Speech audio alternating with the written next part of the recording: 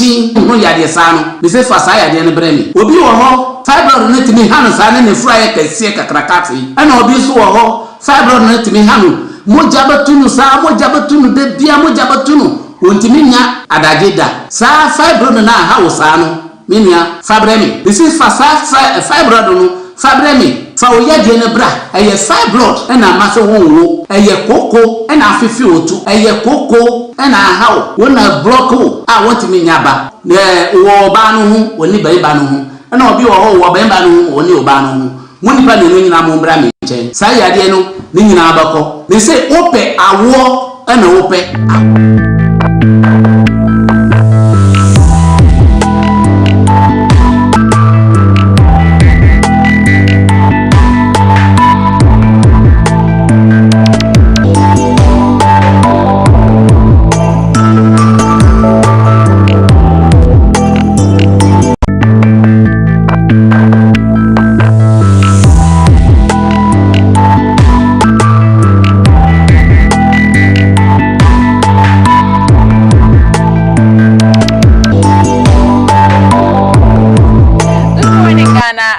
Nyame adom ene ne humobro ye ho eye ane nana me ho ye papa metia po me gina me na so de say tworo konkron na enya asem kuma me ye sure say won so ho ye papa nim say hu me anapa say de na nim say e yapomode ho nsem ene na adwasapoma me de bro brene abnyina se na ebe ya wo ene me yapomode betimi esipi na esitade ye nim no ye betimi nso esua se na ebe betimi akacha afoforo mo apomode no etimi esipi na esita ye fa so da PAC emfa me ye All Day Traveling Services Limited osmen kan cho se wa ma to ayefo ama obibia enti wosrewara moden na brapese otu kwan ekọ Dubai ana akwedi honeymoon wo ho ana se obeset kra na ase o passport kra ho atochima ana se wuni bi na pese wo ye bia moden na bra obra ebetimi aboa ama bibia etimi aye kama moden na free na pay e wo 0559136899 mensa embos biom 0559136899 moden na free All Day Traveling Services Limited ana pay enje wo so se na ebe ya bibia ebetimi aye kama pa akwa first nsu mu ode a wonu mesisi mu nipedua no ema bibia aye kama oye program bit se wedding engagement birthday party na pensu papa ase wa ho nko ade eneme so se bo modern na beje eye akwa first nsu ibi na entimi emboa number no at that screen so bo modern na fresh sisi na ye ntwetwe nkomo Lindy Collections dan de nyina wono enema me hotimi eye fe ma betini fidi kesi so nya asem ko enti opentare papa ahye dia and the Lindy and I meet me account for their money number no at the screen so bomaden na friend is ase na benya obinya ntare papa emu hwam ashe metwa so de na doctor dodo ye was me kan cho say fibroid ho nsam and I ha wetete wa wo ho nsam and I ha was fa nyina ebeda no wantimi internet ma se na be ya ohu ebetimi ato anaso apomode betimi esipi na isita Fredok e was 0571566443 Mesa Embos 0571566443 bomodin Fred Doctor dodoye na ontimi embo ase na be ya bibia ebetimi aye kama pa ene ye kasafa eye mental health and behavior enye asem kuma mensa aka eye ma Mary wo hene wa papa bi e kire se ye ba bebo emu nchire mu se ne be ya ohum ebetimi ato na ma bibia etimi aye kama pa eye ma Mary mo akwaba meje so na ma na what to say na ho ye pa ana pe bibia aboko daddy ho ye pa kwala ni nyina obia ye da Yesu as obia ho ye de ni anape ye boni tew se na be ya bibia betimi aye kama pa aye ye bibrim ha de se kai eye mental health a ye be kasa se beta frache like wadwene mu enhyeda enkoye ye ntimi ensine piye ndi ye kai ye mental health a ye de ade a ma mere yo medas nana anope mechia wotiefo ina amojo so anope ye kase mental health and behavior said the nurse say ye pese mu okay medical define health ye kase health is a complete well-being, a complete state of physical, mental, psychological, spiritual, social well-being of a person. Wow. It's a mental state, not merely the absence of disease or infirmity. And yes, say, Becca say, Uyarino, and Kwana, war upon within. Mental status enya uni apomden. Okay. Enti yakasa mental health is a concern the complete state of a person's the individual well-being. Your state of well-being. Say na wo sit here nipa no state yet to say. It over types of mental illness and answer mental health. Over types na your anxiety, your depression, your schizophrenia, depression. You be a say why depressed, baby a hano, there be out to come a book of Casano home for you. Na any my cost one a dream. Anxiety, baby at it, you know, a who be bonum, a dear neighbor me so, schizophrenia, omuna, woman nam street, no almost share almost dressing your colors. Will be no far mauve color, no far red color. The trouser ye mauve, nature ye red, ne pabwa ye pink. Hey, it's a schizophrenia, no, asemo yaba. Okay. Bipolar disorders. Okay. Manic depressive psychosis. Just say mental adrenal. Esisi so enti omo group into different ye bebre obi ho a okasa obi ho a won kasa onye bibia enema onama no kasa ne ye ne na ade is not socially accepted. Okay. The person is unkept. We won't say ne ho ye basa said bibia ni ho ya public no accept it. On yare on twitwe ne se ne ho basa ne dressing basa said na make no. Now we behavior so the impact of individual behavior, the impact on the well-being, behavior, any well-being, say this here, eating habits, it is saying, drinking habit, it is saying, only ya, would only ya, would kasa, only ya, would the exercise, only ya, would it see, would it see, asase so on hye niam a wo ye no koyi na say ye wo hai ye wo studio hai eto obi so no otiatia mu a just say niam ankoyi na dwen no ne behavior no kire yen say or mental illness. Okay. The behavior, you see, it goes with the behavior. Or mental status no. The impact of your behavior on your well-being, your well-being. Actually say wadwin enye bibia totima. Eti wo hwe the way I'm define health na. E kame aye say almost everybody is having some percentage of mental illness. Okay. Because bibia ni wa ye no correct. What I'm trying to say is say good behaviors abama ye hu se nipa ne ye no. Eating very good diet, vegetables, fruits, exercising, maybe maintaining your weight, maintaining your health, preventing chronic illnesses. These behaviors, do you think a lot of people go about it? And only very good life behavior, it just any pay or your normal. Okay. How many of us people plan doing things that affect a benya impact on the pediano, the behavior, eating habit, or take care of champ, or the D, or namabontian, or the D, or dear Diano, or no quite Diana business, more dilly baby. Why do you eat like that? The way of banum are the way of drinking, behavior. You see the person is becoming annoyed, always angry and aggressive. Will never follow rules and regulation. And we are say obey on behavior no and so if you relate behavior to mental way, your behavior is telling us you are having mental illness or mental health. Your mental state is not good. To the way you behave and go about doing your things, in your impact on your well-being in the pediano, the way you dress up. And you see somebody with pink trousers, yellow shoes, red heart, and you see that, oh, enkoye. Why are you saying that it's enkoye? The person behavior and state now they come. A man enkoye. Se nenye phone na aba. Ena ehhehye enkofo asum ena onno nkwanam na wakasa obenhu se phone kura na. You see somebody talking to himself or herself as this enkoye. Ena okasa kasa ye okasa eche no hwen.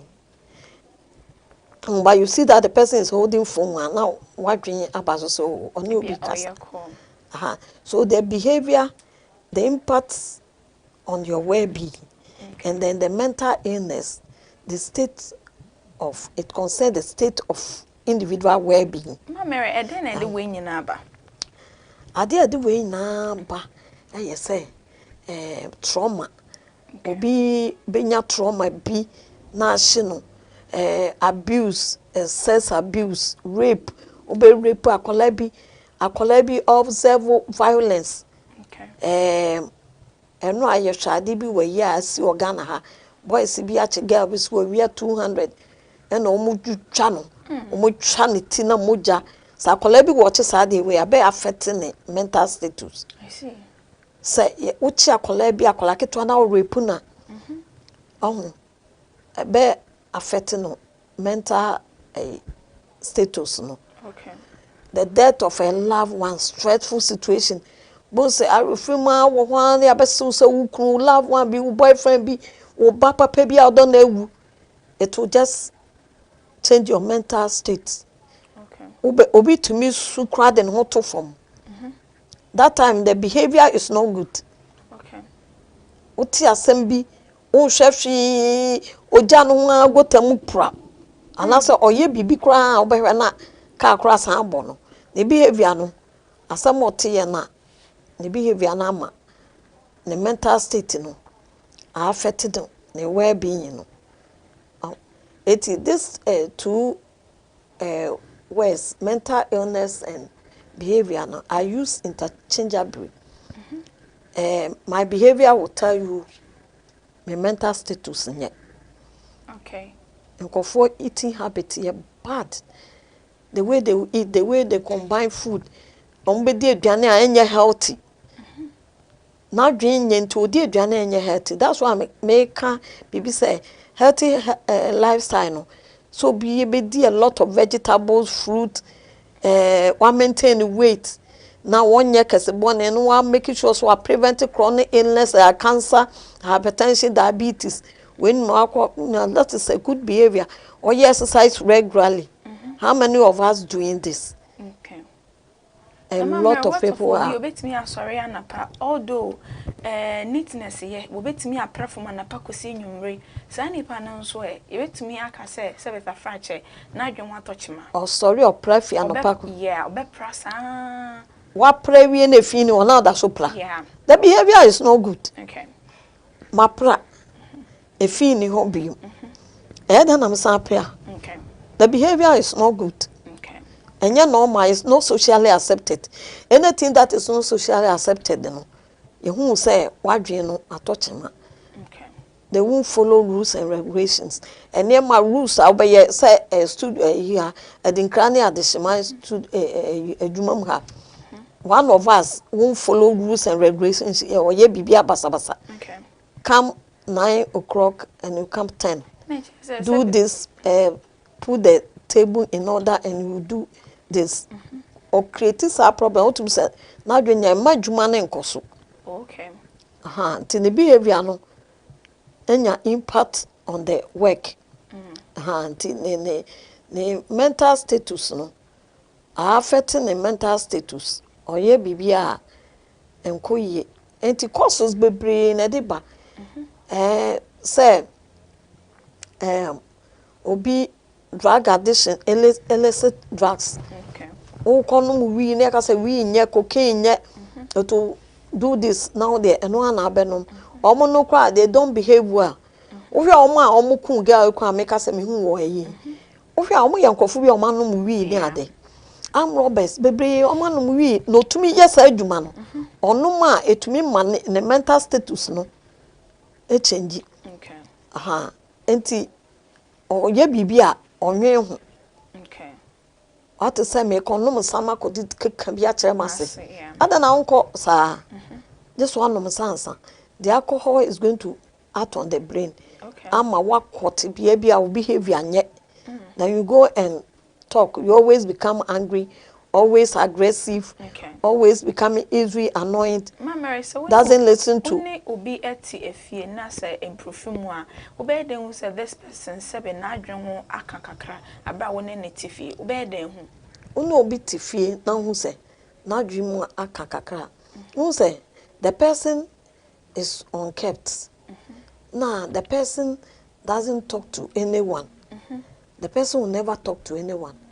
The person will never talk to anyone.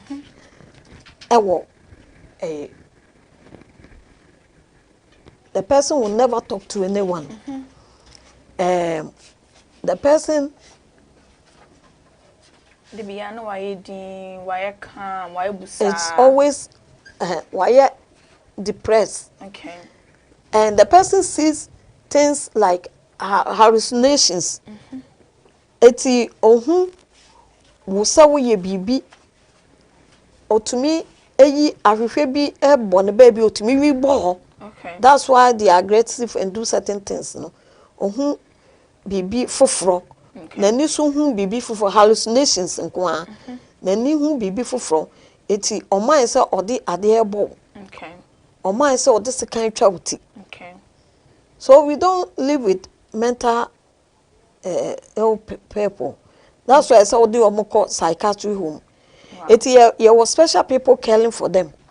The psychiatrists, the psychologists who care for these people. Psychiatrists, psychologists. It's me and my I dream problem. Possible. Possible. Say, what torture akola. Okay. You can say child abuse. Okay. Who abuse akola what torture na sabi bia na anxiety ehu ebono. Na ni boss wa na ne yemahye. It is say wo nipa kure akola etra hwa na wo de ne fasa oha no a obenyi no na nadwen. Wo ko ankafa akola bebre ho. Ewo abuse a omo abuse omo child abuse ayaya de ne ayakayaka de rape ni ade sexual abuse. Afia akola ne papa fa no. Who send papa ni no fa no. Obenya mental state me wo obi a rape nti ebisi na wanyi kura no oso onware etu hu say efi childhood ako adolescenthood aba adulthood ako aging sa behavior we na impact we na no wo de ye nipa as somebody is aging no the brain also become senile dementia. Brain no activity no echo form. You see, the good thing that one has to do is to eat well, to feed the brain. To feed the brain, so the brain will be strong. It will be in your brain no echo form. The person also mental state, the aged, you know, the way they behave. Or just so good across the one edaho. The aged. Some of them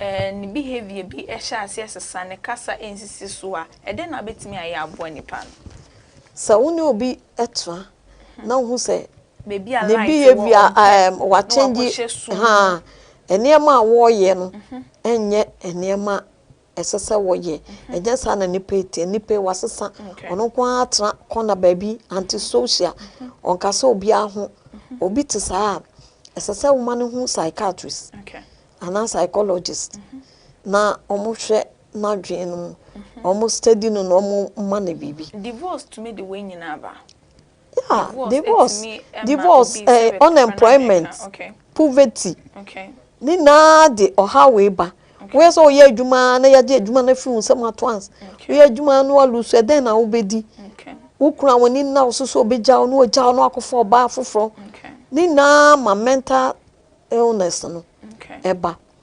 eti ne prevention no like you see say you yourself you see say your mental status na nkoya you have to tell somebody about your mental health say me who say madwen enkoyi You have to. Mama, one kasa be den hu se nkwe.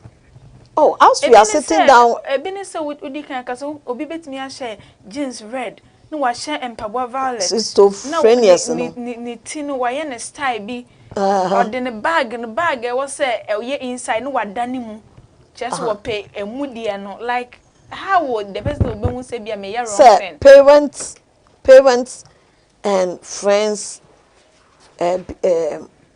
acquaintances workers, those who are close to you who bibi sa na wo say ebia na do that extreme na wo who say what dream you obasa no obetumi aka che obi say niam ankoyiye wo madwem say nipa ko na hu ni say wo observe no we are relative you have to come in and send the person to maybe psychiatrist.